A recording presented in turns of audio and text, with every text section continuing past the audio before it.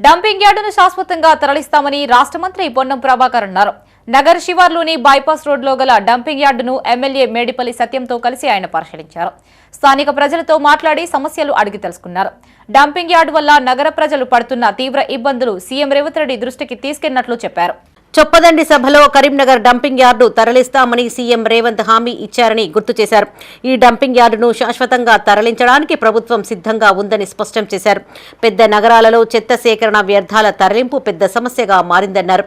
గతంలో కేంద్ర మంత్రి కట్టర్ కరీంనగర్లో పర్యటించినప్పుడు డంపింగ్ యార్డు తరలించాలని విజ్ఞప్తి చేశామని గుర్తు చేశారు. తరలించిన డంపింగ్ యార్డును వరంగల్, కరీంనగర్ మధ్యలో ఏర్పాటు చేస్తామని తెలిపారు. రెండు నగరాల మధ్య ఎవరికీ ఇబ్బందులు లేకుండా ఏర్పాటు చేస్తామన్నారు.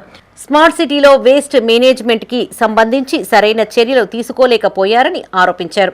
సీఎం ఆదేశాల మేరకు ప్రభుత్వ పక్షాన డంపింగ్ యార్డును పరిశీలించామని చెప్పారు. ఓ స్వచ్ఛంద సంస్థ చెత్త తరలించేందుకు ముందుకు వస్తోందన్నారు. 40 సంవత్సరాలుగా పేరుకుపోయిన డంపింగ్ యార్డును ఇప్పటికిప్పుడు తరలించలేమని, సంవత్సరంలోపు పూర్తి స్థాయిలో తరలిస్తామని హామీ ఇచ్చారు. డంపింగ్ యార్డు తరలించే ప్రక్రియ త్వరలో రాష్ట్ర ప్రభుత్వం ప్రారంభిస్తుందని తెలిపారు. ఈ కార్యక్రమంలో ఎమ్మెల్యే మేడిపల్లి సత్యం, సుడా చైర్మన్ కోమటిరెడ్డి నరేందర్ రెడ్డి, కమిషనర్ ప్రఫుల్ దేశాయ్, మాజీ ఎమ్మెల్యే ఆరపల్లి మోహన్, పట్టణ కాంగ్రెస్ అధ్యక్షులు కార్పొరేటర్ అంజన్ కుమార్, పలువురు కార్పొరేటర్లు, కాంగ్రెస్ నాయకులు, కార్యకర్తలు పాల్గొన్నారు. చెత్త మేనేజ్మెంట్ అనేటువంటిది ఒక పెద్ద సమస్య అయిపోయింది.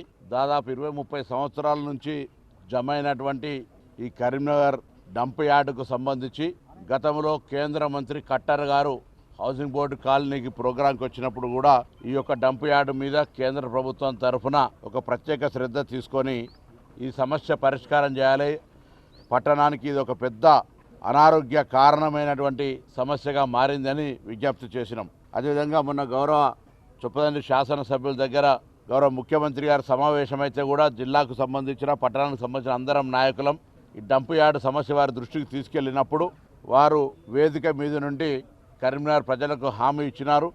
ఈ డంప్ యార్డు తొలగింపుతో పాటుగా వరంగల్, కరీంనగర్కు సంబంధించినటువంటి ఈ డంప్ యార్డ్ మేనేజ్మెంట్కు సంబంధించినటువంటి ఒక ప్రత్యేకమైనటువంటి విధానాన్ని తీసుకొని రెండు నగరాల మధ్యలో దాన్ని ఏర్పాటు చేస్తామనేటువంటి మాట హామీ ఇచ్చినారు.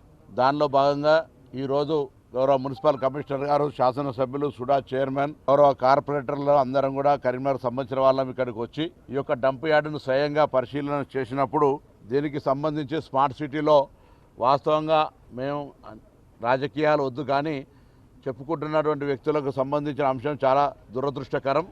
ఈరోజు ప్రత్యేకమైనటువంటి శ్రద్ధతోటి వేస్ట్ మేనేజ్మెంటు, దానికి సంబంధించినటువంటి మొత్తం పాత కొత్తల తొలగింపు ప్రక్రియ, దానికి సంబంధించిన ప్రాసెసింగ్ ప్రక్రియను వేగవంతం చేయడానికి రాష్ట్ర ప్రభుత్వం ముఖ్యమంత్రి గారి ఆదేశం మేరకు ఇక్కడికి వచ్చి ప్రత్యేకించి దీన్ని సందర్శిస్తా ఉన్నాం ఈరోజు.